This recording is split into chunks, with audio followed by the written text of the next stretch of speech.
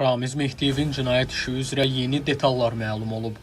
Ramiz Mehdiyev vəkilləri vasitəsilə aktiv hərəkətə keçib. Müdafiəçilər Mehdiyev barəsində hələ ev dustaqlığı qətimkan tədbiri çəkilməzdən əvvəl qəbul edilmiş bir sıra qərarlardan apellyasiya şikayəti veriblər. Bu məqsədlə onlar Dövlət Təhlükəsizliyi Xidmətindəki cinayət işinin materialları ilə DTX-nin vəsatəti əsasında Səbail rayon məhkəməsi tərəfindən çıxarılmış qərarlarla tanış olublar. Həmin sənədlər arasında Ramiz Mehdiyevin ətrafında kompleks əməliyyat texniki tədbirlərin keçirilməsi ilə bağlı Səbail rayon məhkəməsinin 13 avqust 2025-ci il tarixli qərarı da var.